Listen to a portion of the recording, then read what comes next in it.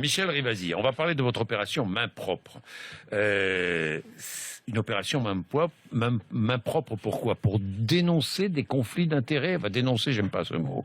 Hein, pour souligner qu'il y a des conflits d'intérêts qui sont évidemment pour le consommateur et pour le patient, les consommateurs et les patients que nous sommes, terribles. Hein, conflits d'intérêts où? À quel endroit? Partout. Si vous voulez, moi, depuis que je suis députée européenne, je vois ce qui se passe sur le plan européen. Et je vois que Vous sur dites les que le système médicaments... est pourri, même. Ah, mais le système, il est pourri, oui. Il est complètement pourri. Et le poids des laboratoires pharmaceutiques, vous imaginez pas. Ils achètent tout le monde. Quand j'ai regardé, je me suis amusée à regarder tous les anciens ministres de la Santé. Oui. On part de Claude Évin, bon, qui était ministre à l'époque, dans les années 80. Oui. Bon, eh ben, il s'est fait financer ses campagnes électorales par les laboratoires Fabre. Quand je vois Henri Nallet, l'ancien ministre de l'Agriculture, Oui. très lié à Servier, et en plus étant directeur Ça, c'est pour du le ministre de développement gauche, hein. international, etc. Je vois Michel Barzac. Bon, elle a été ministre, je vous rappelle, de Tchernobyl. Vous savez, Oui. je suis très Oui, je sais, sensibilisée à l'affaire Tchernobyl. je sais. Bon, ben après, elle était présidente de la fondation GSK, qui est un énorme labo. Vous voyez, alors, Elisabeth Hubert, qui a été ministre, eh bien, elle vient directement des laboratoires Fournier.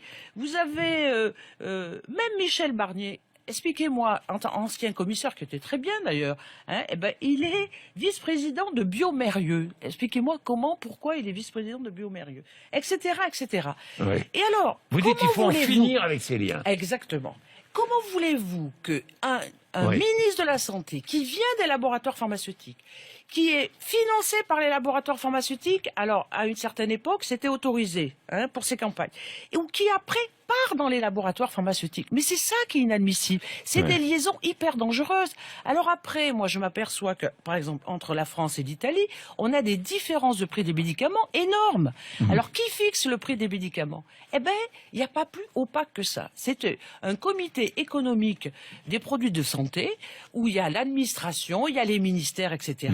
Il y a les assurances, mais il n'y a absolument pas d'usagers, il n'y a absolument pas d'ouverture, et on ne sait pas sur quels critères, parce que c'est pas que la santé, c'est aussi l'économique. Alors, la France est le pays qui rembourse le mieux les médicaments en Europe.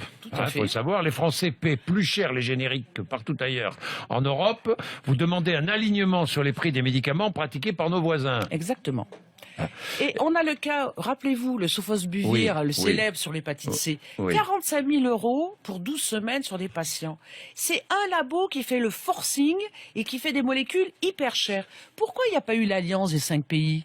Pourquoi la France n'a pas demandé à la Belgique, à l'Allemagne, à l'Angleterre? Eh ben, essayons de nous réunir pour diminuer le prix de ce médicament. Où on avait un truc extraordinaire, c'était de dire, eh ben, on fait la licence obligatoire. C'est-à-dire que dans le cas de l'urgence, puisqu'on a plus de 25 000 personnes atteintes de l'hépatite C, eh bien, on va faire l'ouverture par rapport à ce brevet et on va demander à d'autres laboratoires. On a la possibilité de le faire, même par rapport à l'OMC. On ne le fait pas. Pourquoi ? Pourquoi? Parce qu'on a ce lien très direct avec les labos.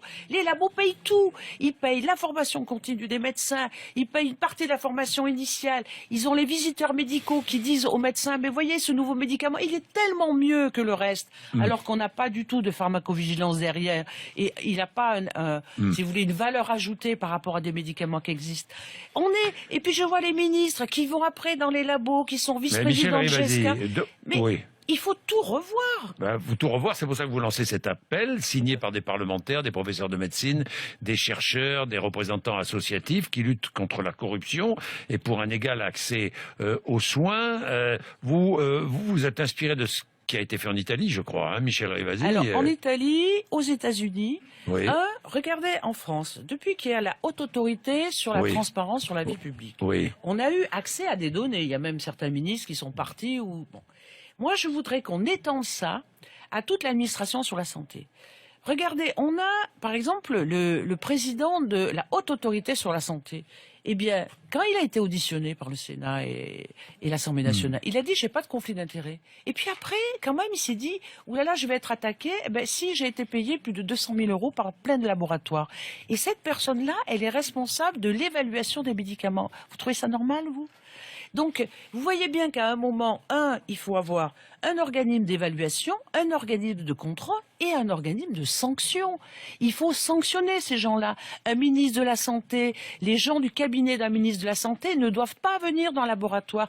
Et après, s'ils y sont, comme dans le cas de Cahuzac, il ne faut pas qu'ils aillent après dans un laboratoire pharmaceutique. Parce qu'ils ont utilisé leur savoir public pour le donner au privé. Et qui est-ce que ça pénalise? C'est nous, patients, c'est nous, consommateurs, qui allons payer des prix de médicaments de plus en plus chers. Et moi, je demande un alignement européen des prix. Je demande une ouverture sur les appels d'offres. Il est anormal qu'un labo nous dicte sa loi.